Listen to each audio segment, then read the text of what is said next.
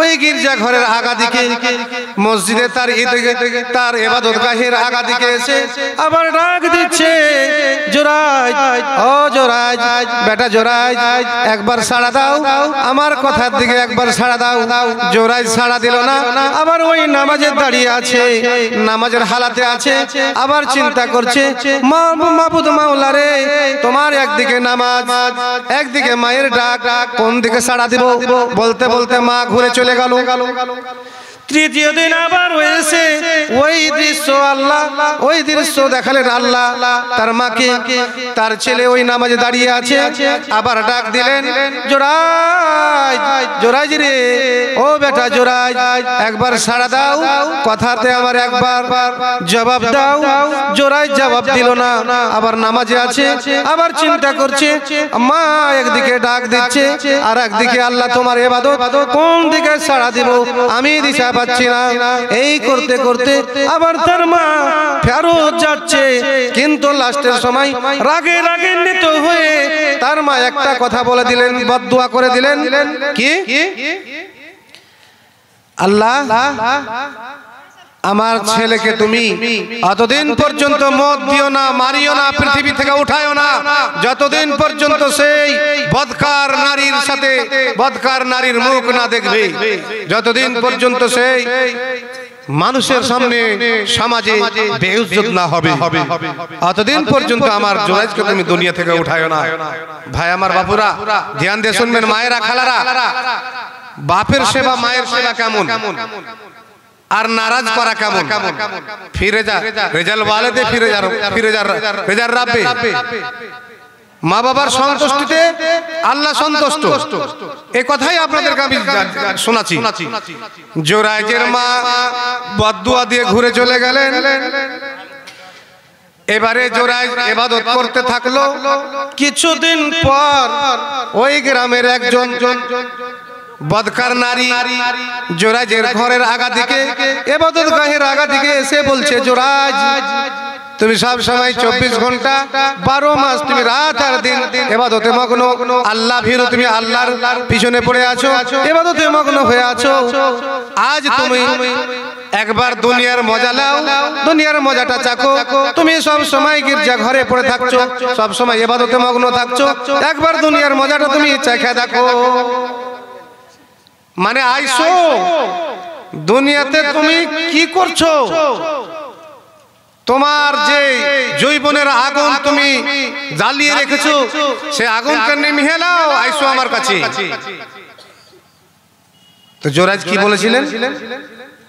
আল্লাহর ইবাদত, আল্লাহর আবেদ তো না, খবরদার হতে পারে না, তুমি চলে যাও এখান থেকে, আর দ্বিতীয় দিন আর কোনদিন তুমি আমার সামনে আসবে না, চলে যাও।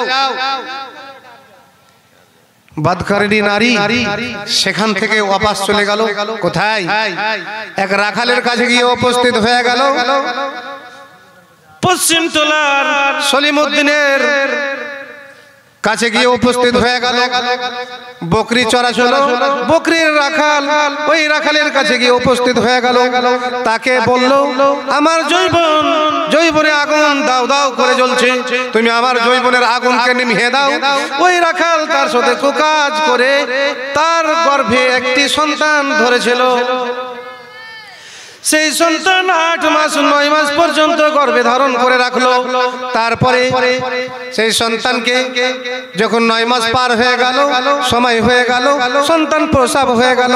যখন সন্তান দুনিয়াতে আসলো, সমাজে হাল্লা হয়ে গেল, সমাজে ছড়াছড়ি হয়ে গেল। কি ব্যাপার কিছু বুঝলাম না। এই মেয়ের বিয়ে শাদী হয়নি, বিবাহ হয়নি, স্বামী নাই, এর ছেলে কোথায় থেকে আসলো, ছেলে কোথা থেকে হলো? আশ্চর্য ব্যাপার।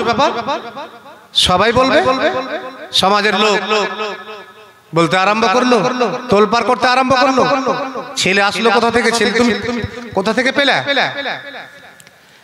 ও জবাব দিয়েছিল, ভুলে হোক বা আল্লাহ তার মুখ দিয়ে বের করুক, ওই যে তোমরা যাকে আবেদ বলছো না, বড় আল্লাহ আল্লাহ, বড় টুপি লাগিয়ে আছে, বড় বড় দাড়ি, ওই আবেদ এই কাজ করেছে আমার সাথে, আমারই ছেলে।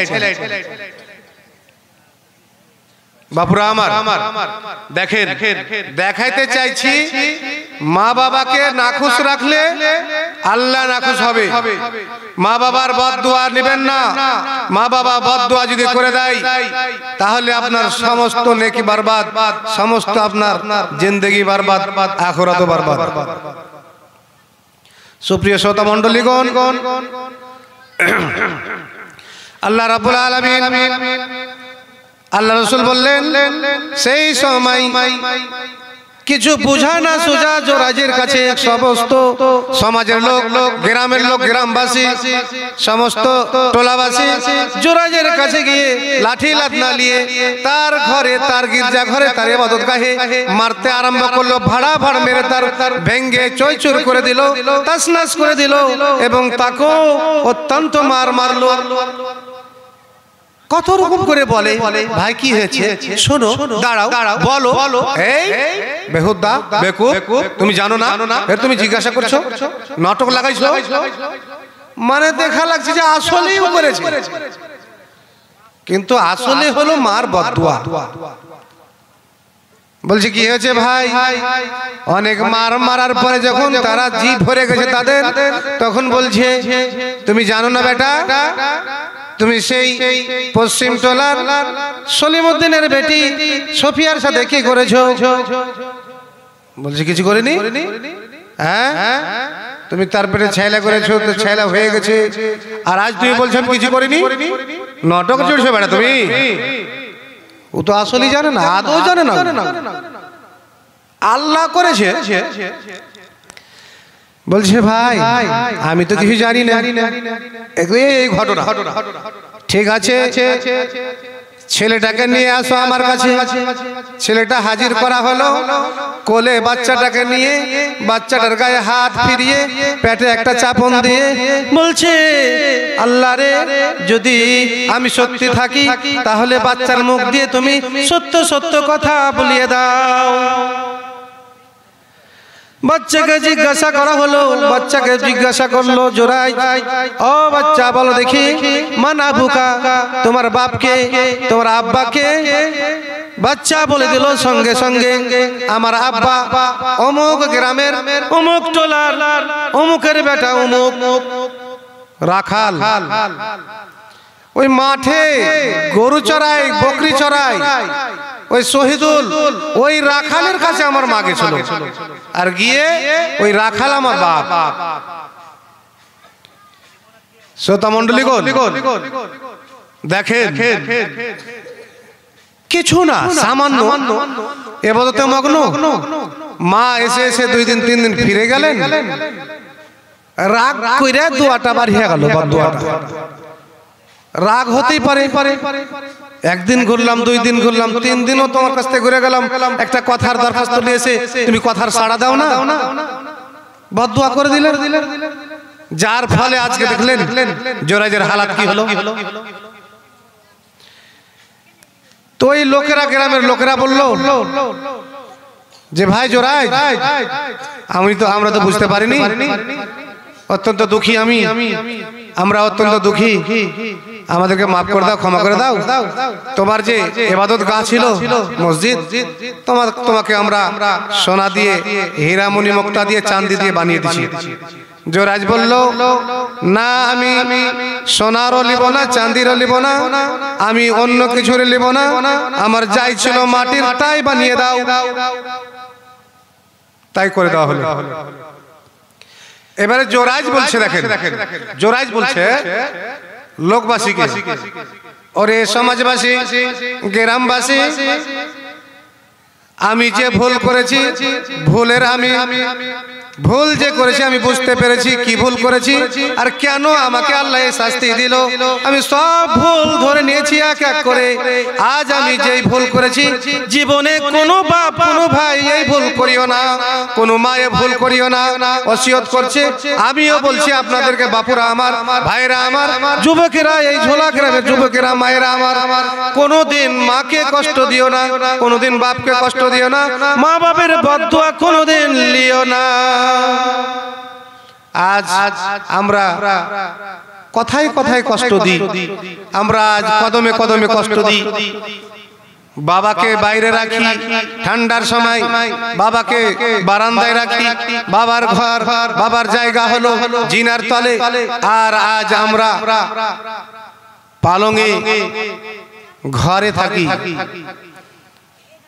তাহলে আমরা বুঝতে পারলাম বাপ মার বদদুয়া কত খারাপ। বাপ মা যদি বদদুয়া করে দেয় আপনার সমস্ত আমল বরবাদ হয়ে যাবে, সব নষ্ট হয়ে যাবে। রেজার রব্বে ফি রেজাল ওয়ালিদে ওয়া সাখাতুর রব্বে ফি সাখাতিল ওয়ালিদে। রব রাজি, বাপ রাজি, মা রাজি তো রব রাজি। মা নারাজ, বাপ নারাজ তো খোদা নারাজ। আল্লাহ পাকের রাসূল বিশ্ব নবী সাল্লাল্লাহু আলাইহি ওয়াসাল্লাম বললেন, এরে আমার সাথীরা সাহাবার বর্গেরা, একটা ঘটনা বলতে গিয়ে আল্লাহ রাসূল বললেন, একদিনকার ঘটনা। বিখ্যাত সাহাবী, যার ইবাদতের কোনো কমি ছিল না, যার ঈমানদারিতে কোনো কমি ছিল না, যার নাম ছিল আলকামা।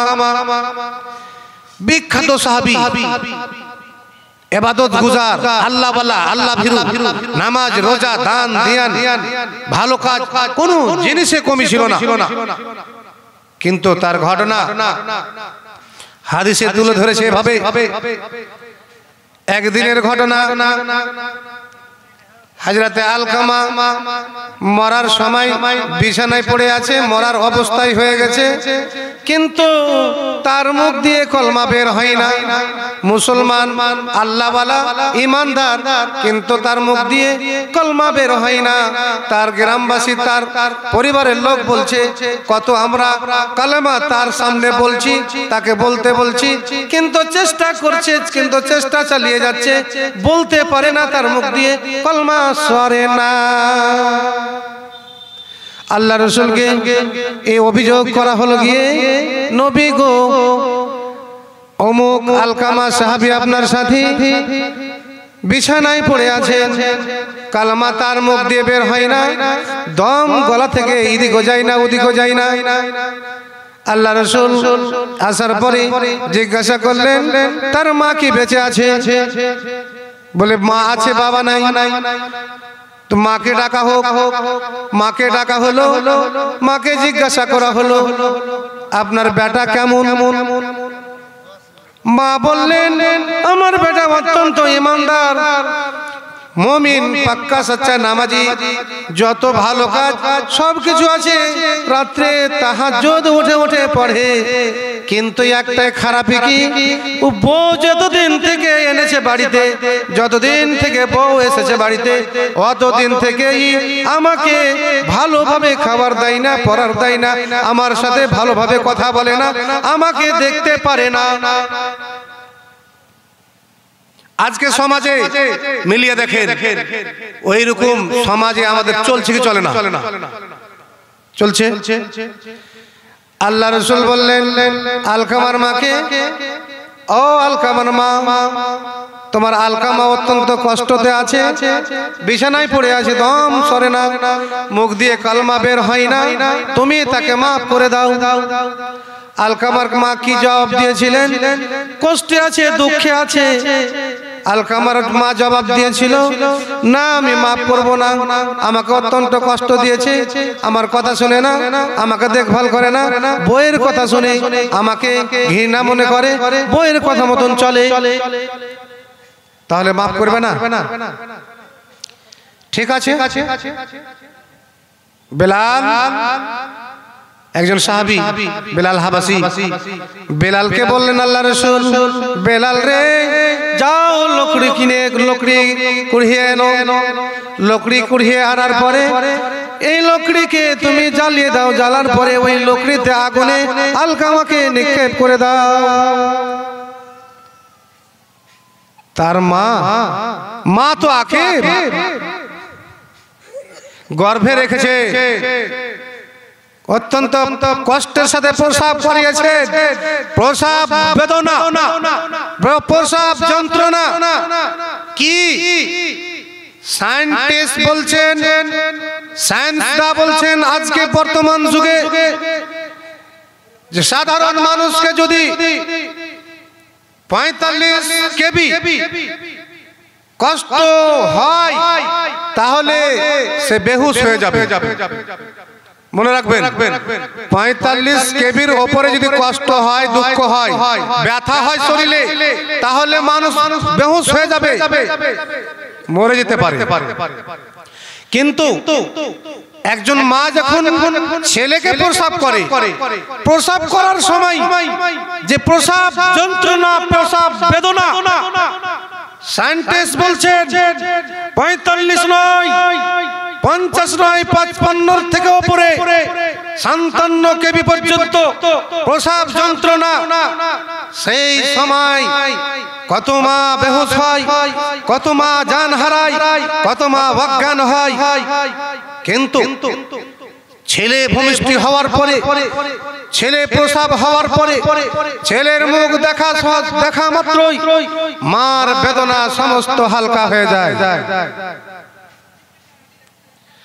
আজ আলকামার মা যখনই শুনেছেন আমার আলকামাকে লকড়ি জ্বালিয়ে পুড়িয়ে শেষ করে দিবে, ততক্ষণ আলকামার মা বলছে, হে আল্লাহ রসুল, নবী আল্লাহ, হে আপনি আমার আলকামাকে জ্বালাবেন না, আমার আলকামাকে আপনি পোড়াবেন না। আমি মা আলকামাকে আমি মাফ করে দিলাম, আলকামাকে জ্বালাইতে হবে না, আলকামাকে পোড়াইতে হবে না। আলকামার মা আমি গর্ভধারণ করে রেখেছিলাম 9 মাস ধরে, 10 মাস ধরে, এবং আমি অত্যন্ত কষ্টের সাথে তাকে আমি প্রসব করিয়েছি। আমি মা কেমন করে বরদাস্ত করব যে আলকামা জ্বলুক আগুনে? আল্লাহ রসুল বললেন, যখন তুমি মাফ করবে না, যখন তোমার ছেলে মাফ না করার কারণে কাল কিয়ামতের মাঠে জাহান্নামের আগুনে পড়বে, জাহান্নামের আগুন এই আগুন চেয়ে 70 গুণা বেশি। তা যখন সেই জাহান্নামের আগুনে পড়বে তুমি মাফ না করার কারণে, তাহলে আজকে যদি ওকে এই আগুনে পুড়িয়ে দিই তাহলে কি নোকসান, কি ক্ষতি হতে পারে? যার কারণে আমি বললাম একে জ্বালিয়ে শেষ করে দাও। যখন একে আর মা মাফই করবে না, ই যখন জাহান্নামের আগুনেই পড়বে, তো একে আর মার সামনে জ্বালিয়ে দাও। তখন বলেছিলেন না, জ্বালাইতে হবে না, আমি আমার ছেলেকে মাফ করে দিলাম, আলকামাকে আমি মাফ করে দিলাম দিল থেকে, আমার ছেলেকে পোড়ায় না। যখনই মাফ করলেন, মাপের কথা আল্লাহ শুনলেন, মাফ করে দিলেন তার মা, তখনই সঙ্গে সঙ্গে তার মুখ দিয়ে কালেমা লা ইলাহা ইল্লাল্লাহ বের হয়ে গেল। সঙ্গে সঙ্গে আজরাইল তার জানখানা কবজ করে নিয়ে চলে গেলেন। সম্মানিত উপস্থিতি, মায়ের কষ্ট, মাকে কষ্ট দিবেন, বাপকে কষ্ট দিবেন, হাদিসের ঘটনা এগুলা মনে রাখবেন। যারা যুবক মাকে কষ্ট দাও, বাপকে কষ্ট দাও, মা বাপকে চিনো না, মা বাপের খেদমত করো না, মা বাপের সম্মান করো না। আজ মা বাপ দুটি খাবার জন্য ফেল ফেল করে তাকিয়ে থাকে।